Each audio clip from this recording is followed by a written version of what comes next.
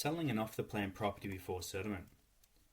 Taking advantage of buying off the plan provides some fantastic opportunities. Many appreciate just paying a deposit and waiting for the construction or settlement to unfold without needing to pay for any more money.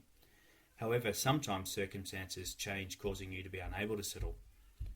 When buying off the plan, you may need to wait 6 to 12 or even 24 to 36 months, depending on the property type or the location.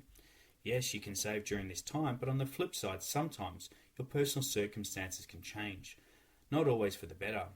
We've encountered a few recent cases where buyers have purchased confidently to later find out that they've lost their job, split from a personal relationship, fallen unwell, or lost money to something of some kind.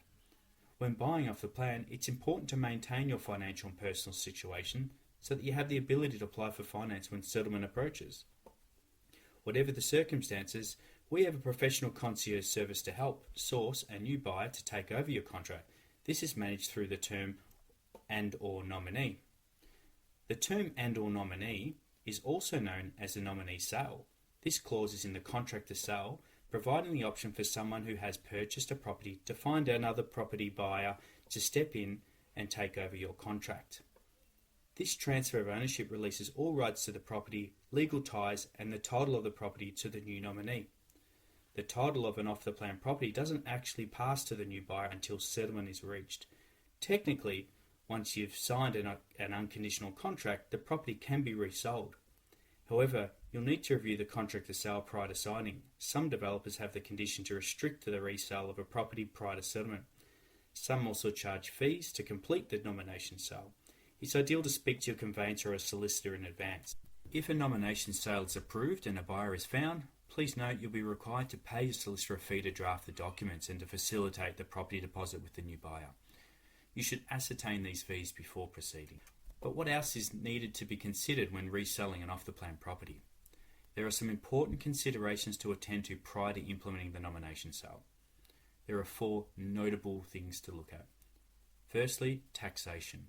In some situations, if you resell your property at a profit, you may be liable to pay capital gains tax. Discussing these scenarios with your accountant or taxation agent is essential. Stamp duty.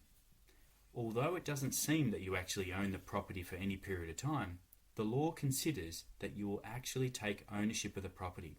It's important to remember that you'll be required to pay stamp duty. A trusted partner, such as a solicitor or an accountant, will be an advisable person to talk to. Additional legal fees. When processing a nomination sale, just remember that you will need to pay a solicitor a fee to draft those documents. They are relatively simple to execute, but you should look at those fees in advance. The last point, and probably the most important point, is that you are actually still legally bound by the contract. Even though you have a buyer to take over your purchase, if that purchase does not complete to settlement, you are still bound to settle it yourself with the developer. On this basis, we recommend working closely with us to ensure the buyer is capable to settle. If you're in a situation where you need to get out of an off-the-plan property contract, please contact us immediately. We have a proven process to help. We have many professionals and active buyers within our network, and we can also look at potentially marketing the property online for you.